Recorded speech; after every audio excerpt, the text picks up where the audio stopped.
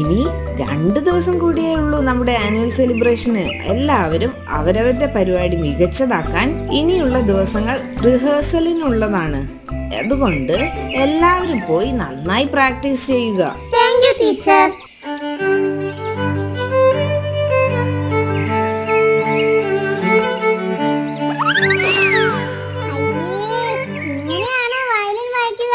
കേൾക്കാൻ ഒരു രസവുമില്ല. ഇതിനേക്കാൾ നന്നായി ഞാൻ വായിക്കും.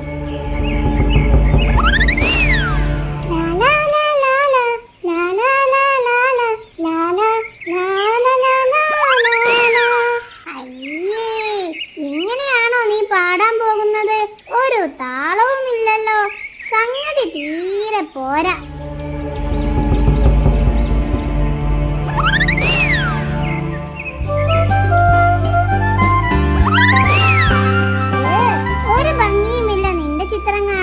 ഇതിലും നന്നായി ഞാൻ വരയ്ക്കും.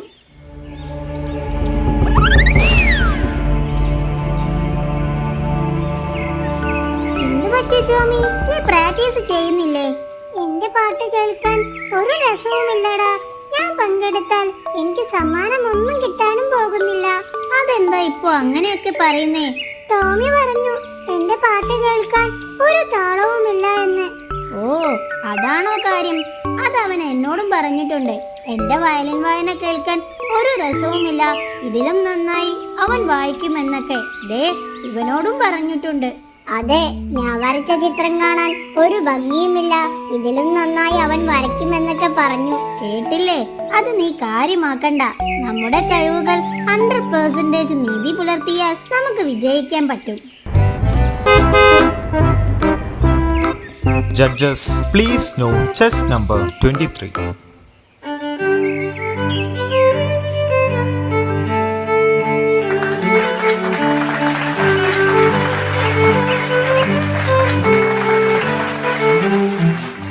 അടുത്തതായി പാട്ടാണ്. Judges please note chest number 1 on stage.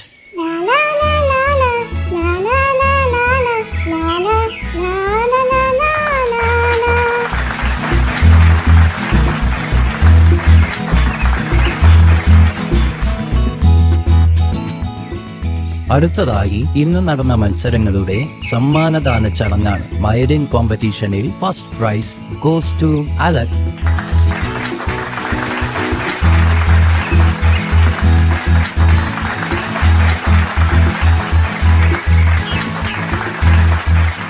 അടുത്തതായി ഇന്ന് നടന്ന സോങ് കോമ്പറ്റീഷനിൽ first prize goes to Jamia.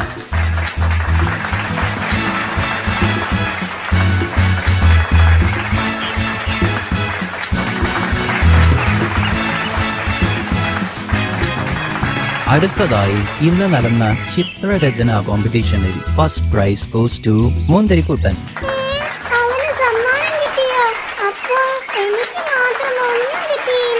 ഞാൻ വിചാരിച്ചു ഞാൻ മാത്രമാണ് എല്ലാത്തിലും ബെസ്റ്റ് എന്ന്.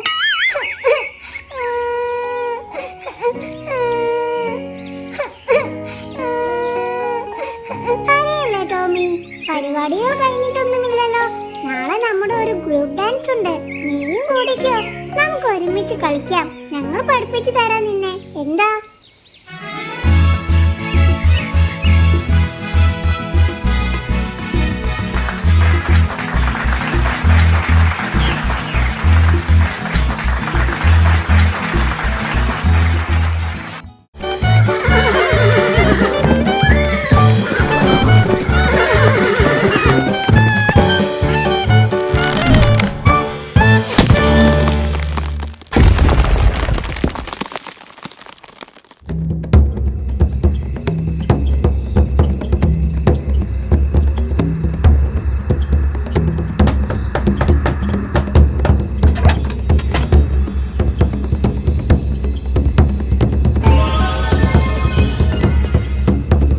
ഒരിക്കൽ നമ്മുടെ മന്ത്രിയുടെ മാളികയിൽ മോഷണം നടന്നു. കള്ളന്മാർ സ്വർണം സൂക്ഷിച്ചത് മുഴുവൻ കൊള്ളയടിച്ചു. ഈ സംഭവത്തിൽ രാജാവ് അങ്ങേയറ്റം ആശങ്കയിലായി. കൊട്ടാരം ഭടന്മാരോട് രാജ്യം മൊത്തം അരിച്ചു പെറുക്കാൻ ഉത്തരവിട്ടു. അവസാനം ആ 2 കള്ളന്മാർ കുടുങ്ങി. സ്വർണവും വീണ്ടെടുത്തു. ആരവിടെ? ഇവർക്ക് ഇരുണ്ട തടവറവാസം ജീവപര്യന്തം കൊടുക്കാൻ നാം ഉത്തരവിടുന്നു. പ്രഭു, ഇവർ നമ്മുടെ രാജ്യത്തെ പ്രധാന ഗുരുകുലത്തിൽ പഠിക്കുന്ന വീരമണിയുടെ ശിഷ്യന്മാരാണ്. ഇത് കേട്ട രാജാവിന് കോപം ഇരട്ടിച്ചു. എന്ത്? വീരമണിയുടെ ശിഷ്യന്മാരോ? ആരവിടെ? വീരമണിയെ വിളിച്ചു കൊണ്ടുവരൂ. രാജാവ് പറഞ്ഞ പ്രകാരം കൊട്ടാരം ഭടന്മാർ ഗുരു വീരമണിയെ കൊട്ടാരത്തിലെത്തിച്ചു. ഗുരു വീരമണി രാജാവിനെ വണങ്ങി. രാജാവ് വീരമണിയെ കണ്ടതും ചോദിച്ചു, കള്ളന്മാരാക്കുന്ന വിദ്യയാണോ ഇത്രയും പ്രശസ്തമായ ഗുരുകുലത്തിൽ താങ്കൾ കൊടുക്കുന്നത്? രാജാവിന് മുന്നിൽ വീരമണി ക്ഷമാപണം നടത്തി. ഇനി ഇങ്ങനെ ഉണ്ടാവില്ലെന്ന് ഉറപ്പും കൊടുത്ത് കൊട്ടാരത്തിൽ നിന്നും സങ്കടത്തോടെ ഇറങ്ങി.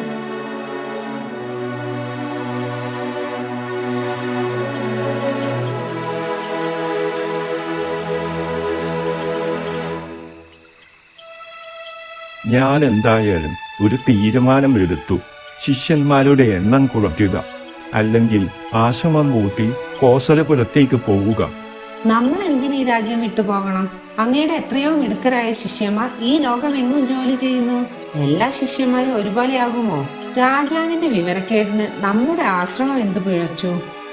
എങ്കിൽ നല്ലതുപോലെ നോക്കിയിട്ട് ഒരു ശിഷ്യനെ മാത്രം തിരഞ്ഞെടുത്ത് വിദ്യ കൊടുക്കാം. ഗുരുജി അതിനായി തയ്യാറെടുത്തു. കാര്യങ്ങൾ ഇങ്ങനെയാണെങ്കിലും രാജാവിന്റെയും മന്ത്രിയുടെയും മക്കൾക്ക് ഗുരുകുല വിദ്യാഭ്യാസം കൊടുക്കേണ്ട സമയമായി. വീരമണിയുടെ അടുക്കലേക്ക് തന്നെ കുട്ടികളെ വിടാൻ കൊട്ടാരത്തിൽ നിന്നു തീരുമാനമായി.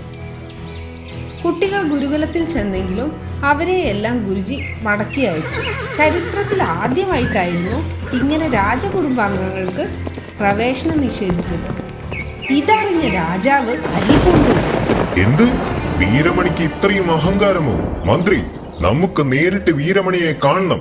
ഉടൻ തന്നെ രാജാവും മന്ത്രിയും കുതിരപ്പുറത്ത് ആശ്രമത്തിലെത്തി. അപ്പോൾ ശങ്കുണ്ണി എന്നൊരു കുട്ടിയെ മാത്രമേ പുതിയ ശിഷ്യനായി വീരമണി സ്വീകരിച്ചിട്ടുള്ളൂ. രാജാവ് വീരമണിയോട് വിശദീകരണം ആവശ്യപ്പെട്ടു. വീരമണി ഒട്ടും മടിക്കാതെ പറഞ്ഞു തുടങ്ങി. ഇത്തവണ എന്റെ പരീക്ഷകളിൽ തൃപ്തികരമായി വിജയിച്ചത് ഈ ശങ്കുണ്ണി മാത്രമാണ്. എന്ത് പരീക്ഷ? ഇവിടെ ചേരാൻ പല കുട്ടികളും വന്നിരുന്നു. ആശ്രമത്തിലേക്കുള്ള നടപ്പാതയിലൂടെ ഒരു വൃദ്ധ വിറകുകെട്ട് ചുമന്നു കൊണ്ടുവരാൻ ഞാൻ ഏർപ്പാടാക്കിയിരുന്നു. ഇങ്ങോട്ടേക്കുള്ള പല കുട്ടികളും ഒന്ന് സഹായിക്കാതെ കടന്നുപോയി. അവരെ ഞാൻ ശിഷ്യരാക്കിയില്ല. ആരും സഹായിച്ചില്ലേ? ഏതാനും കുട്ടികൾ സഹായിച്ചു. പക്ഷേ അടുത്ത ഘട്ടത്തിൽ പിന്നെയും കുറച്ചു പേർ തോറ്റു. അതെന്തായിരുന്നു? വൃദ്ധയെ സഹായിച്ച ചിലർ വന്നപ്പോൾ ആശ്രമത്തിന്റെ ഉമ്മറത്ത് എന്റെ അമ്മ ഇരിപ്പുണ്ടായിരുന്നു. അമ്മ കുട്ടികൾക്ക് വാഴപ്പഴം തിന്നാൻ കൊടുത്തു. തൊലി പൊളിച്ച് വായിലേക്ക് വെച്ചു തിന്ന എല്ലാവരെയും ഞാൻ തിരിച്ചയച്ചു. അതിലെന്താ തെറ്റ്? പഴം തിന്നാൻ തുടങ്ങുമ്പോൾ പകുതി ഒടിച്ചു വേണം കഴിക്കാൻ. അങ്ങനെയെങ്കിൽ മറ്റൊരാൾ ആവശ്യപ്പെട്ടാൽ പകുതി കൊടുക്കാമല്ലോ. അതിലെത്ര പേർ വിജയിച്ചു? ഏതാനും കുട്ടികൾ അതിലും ജയിച്ചു. പിന്നീട് അവരോട് നാളത്തെ പൂജയ്ക്കുള്ള കുറച്ച് പൂക്കൾ കൊണ്ടുവരാൻ ആവശ്യപ്പെട്ടപ്പോൾ മിക്കവാറും കുട്ടികൾ പൂക്കൾ കൊണ്ടുവന്നു. പക്ഷെ 4 കുട്ടികൾ പൂമുട്ടുകൾ സമർപ്പിച്ചു. എന്താ അതിന്റെ പ്രത്യേകത? ബുദ്ധിയുള്ള കുട്ടികൾ കൊടുത്ത പൂമുട്ടുകൾ അടുത്ത ദിവസം പൂജാ സമയത്ത് വിടരുമ്പോൾ മറ്റുള്ളവരുടെ പൂക്കൾ വാടിപ്പോവുകയും ചെയ്യുമല്ലോ. അതിൽ ജയിച്ച 4 പേർ അവശേഷിച്ചു. എന്നിട്ട്? അപ്പോൾ അമ്മ തിണ്ണയിൽ 4 മൂർച്ചയുള്ള കത്തികൾ വെച്ചിരുന്നു. എടുത്തു തരാൻ അവരോട് പറഞ്ഞു. പക്ഷേ അതിൽ ഒരു കുട്ടി മാത്രമാണ് വായ്ത്തലയിൽ പിടിച്ചുകൊണ്ട് വീതിയുള്ള ഭാഗം അമ്മയ്ക്ക് നീട്ടിയത്. ആ കുട്ടികൾ അമ്മ പറഞ്ഞത് അനുസരിച്ചല്ലോ. പിന്നെ എന്താണ് പ്രശ്നം? മറ്റുള്ളവരെ മുറിവേൽപ്പിക്കാതെ കത്തി കൊടുത്ത് കരുതൽ കാണിച്ച മനസ്സ് ഈ നിൽക്കുന്ന ശങ്കുണ്ണി മാത്രമാണ് കാട്ടിയത്. കാര്യം മനസ്സിലാക്കി രാജാവും മന്ത്രിയും ക്ഷമാപണം നടത്തി അവിടം വിട്ടു. പണ്ടത്തെ ഗുരുകുല വിദ്യാഭ്യാസം മികച്ച വിദ്യാഭ്യാസ രീതിയായിരുന്നു. യോഗയും അവിടെ ഒരു വിഷയമായി കുട്ടികൾ പഠിച്ചിരുന്നു. ഇക്കാലത്ത് നാടൻ സമ്പ്രദായങ്ങളും പഴമയുടെ നന്മകളും മലയാള ഭാഷയും വെറും ഓർമ്മകൾ മാത്രമാകുന്നു.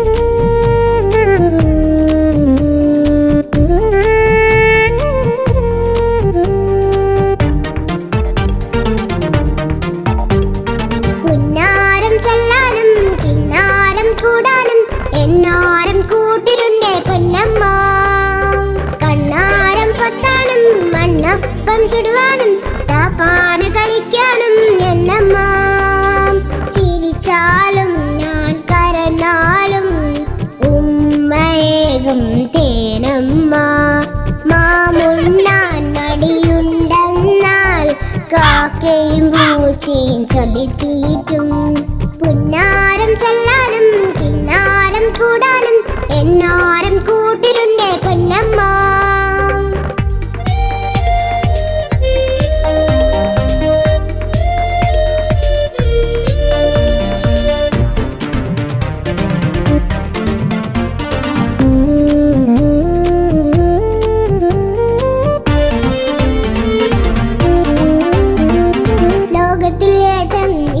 അമ്മ തന്നോട്ടം അതുപോലില്ല വേറൊരു നേട്ടം.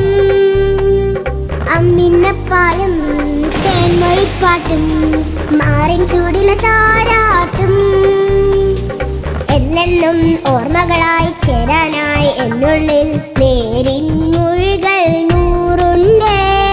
അമ്മക്കായി പകരം ഞാൻ എന്തെല്ലാം ചെയ്താലും ആവില്ലൊന്നും തുല്യമതായി. പുന്നാരം ചൊല്ലാനും കിന്നാരം കൂടാനും എന്നാരം കൂട്ടിലുണ്ടേ പൊന്നമ്മ.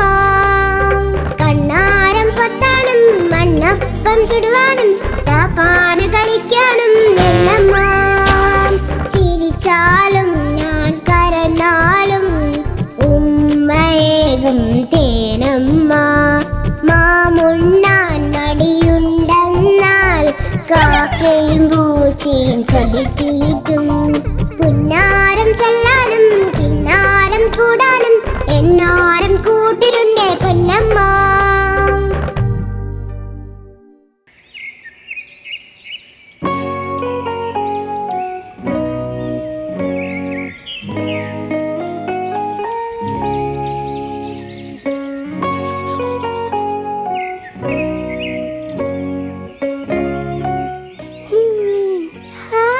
ഇന്നെന്തോ സ്പെഷ്യൽ ലഞ്ചാണല്ലോ അമ്മ ഉണ്ടാക്കുന്നത്.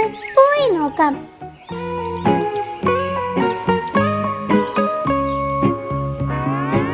Good morning mummy.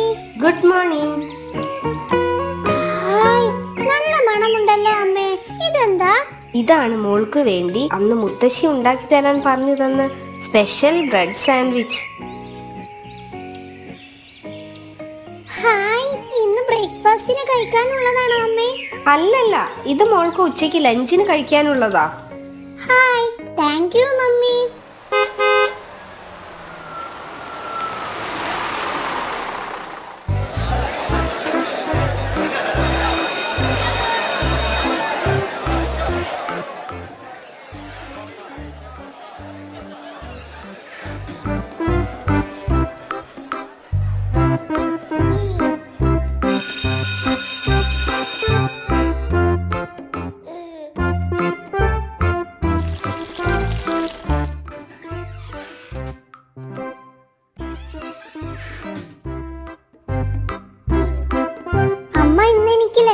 സ്പെഷ്യൽ സാധനമാണ് ഉണ്ടാക്കിയത്. എന്താണെന്ന് പറയാമോ? ബിരിയാണി അല്ല, എന്നാൽ മസാല ദോശ. അതുമല്ല. ഞാൻ തോറ്റു. ഇനി നീ തന്നെ പറ. ഞാൻ പറഞ്ഞില്ലായിരുന്നോ മുത്തശ്ശി അമ്മയോട് എനിക്ക് ഉണ്ടാക്കി തരാൻ പറഞ്ഞ ആ സ്പെഷ്യൽ ബ്രെഡ് സാൻഡ്വിച്ച് ആണത്. വൗ, അടിപൊളി. എവിടെ കാണട്ടെ? അയ്യോ, എന്റെ ബ്രെഡ് സാൻഡ്വിച്ച് കാണുന്നില്ലല്ലോ. ഇതാരോ മനഃപൂർവ്വം എടുത്ത് കഴിച്ചതാണല്ലോ. ഇതിനു മുമ്പും ഇങ്ങനെ ഉണ്ടായിട്ടുണ്ട്. ഇതങ്ങനെ വിട്ടാ ശരിയാവില്ല. നീ കരയല്ലേ, നമുക്ക് പരിഹാരം ഉണ്ടാക്കാം. ഇപ്പൊ നമുക്ക് എന്റെ ഫുഡ് ഷെയർ ചെയ്ത് കഴിക്കാം. എന്താ? ശരി.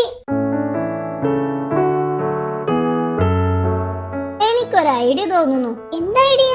നാളെ നീ വരുമ്പോൾ അമ്മയോട് പറഞ്ഞ് എനിക്ക് കൂടി ഒരു സ്പെഷ്യൽ ബ്രെഡ് സാൻഡ്വിച്ച് വേണമെന്ന് പറഞ്ഞ് വേറെ ഒരു ടിഫിൻ കൂടി ബാഗിലാക്കി കൊണ്ടുവരണം. അതെന്തിനാ? എന്നിട്ട് വേണം ആ 2 ടിഫിനും കള്ളം കൊണ്ടുപോകാൻ. അതൊന്നുമില്ല, നീ കണ്ടോ, ഞാനൊരു വഴി കണ്ടുവച്ചിട്ടുണ്ട്.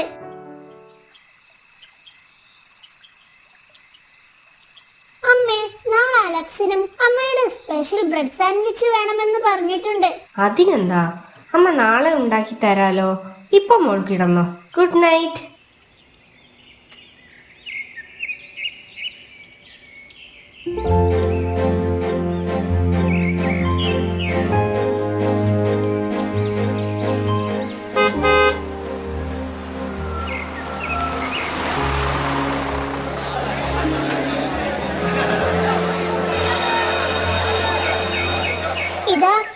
പറഞ്ഞ സ്പെഷ്യൽ ബ്രെഡ് സാൻഡ്വിച്ച്.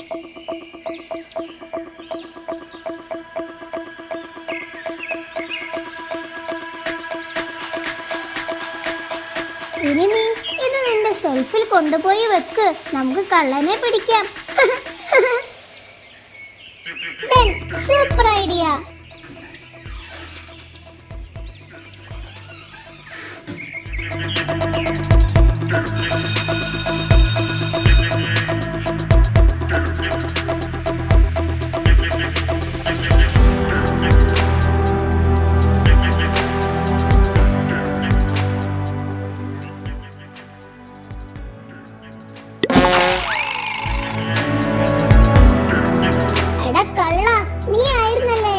മോഷ്ടിച്ചത്.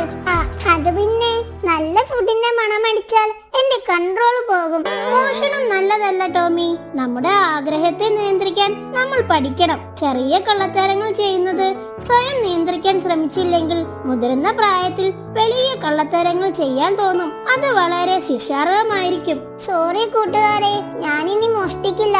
എനിക്ക് കുറച്ച് വെള്ളം തരുമോ?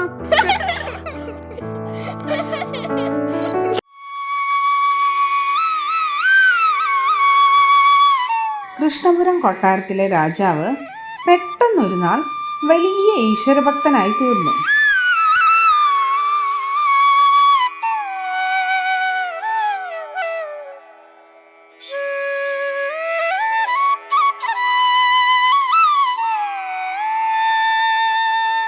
തന്റെ സർവ്വ ഐശ്വര്യങ്ങൾക്കും കാരണം തന്റെ ഭക്തിയാണെന്ന് രാജാവ് വിശ്വസിച്ചു.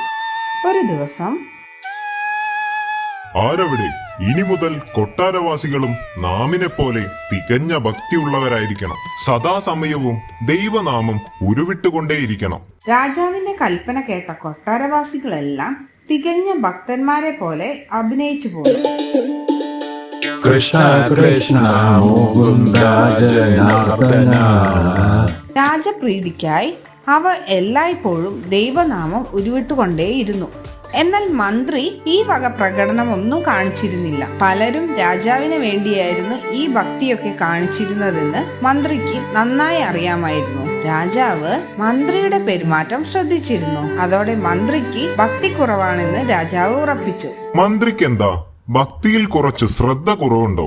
ദൈവനാമം ഉരുവിടുന്നത് നാം കേട്ടിട്ടേയില്ല. ഞങ്ങളും കേട്ടിട്ടില്ല പ്രഭു. മന്ത്രിക്ക് ഈയിടെയായി ഭക്തി കുറവുണ്ടെന്ന് തോന്നുന്നു. ഭക്തിയുടെ വില വഴിയെ മനസ്സിലായിക്കോളും. എന്തായാലും നിങ്ങൾ മുടക്കേണ്ട, ചൊല്ലിക്കോളൂ. കൃഷ്ണ കൃഷ്ണ മുകുന്ദ ജനാർദ്ദന.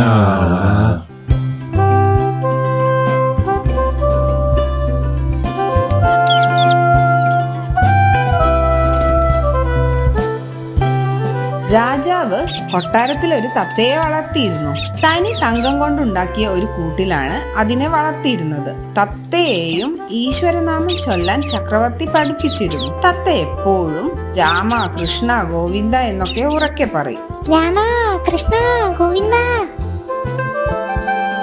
കണ്ടില്ലേ, നീ എത്ര മനോഹരമായിട്ടാണ് ഈശ്വരനാമം ഉരുവിടുന്നത്. ഈ കൊട്ടാരത്തിൽ നാമിന്റെ ഉറ്റ സുഹൃത്തായ മന്ത്രി മാത്രം ഈശ്വരനാമം ഉരുവിടുന്നത് നാം കണ്ടിട്ടുമില്ല, കേട്ടിട്ടുമില്ല.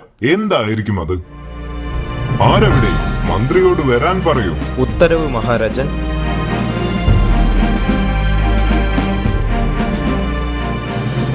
അങ്ങ് എന്തിനാണ് എന്നെ വിളിപ്പിച്ചത്? മന്ത്രി, താങ്കൾ എന്തുകൊണ്ടാണ് ഈശ്വരനാമം ഉരുവിടാത്തത്? താങ്കൾ ഈ തത്തയെ നോക്കൂ. എത്ര തവണയാണ് ഇത് ഈശ്വരനാമം ഉരുവിടുന്നത്? ഈ ഒരു തത്തയ്ക്കുള്ള അത്ര ഭക്തി പോലും അങ്ങേക്കില്ലാത്തത് വളരെ ലജ്ജാകരമാണ്. പ്രഭു, അങ്ങേക്ക് വിഷമമാകില്ലെങ്കിൽ ഞാനൊരു സത്യം പറയട്ടെ. എന്താണ്? പറയൂ.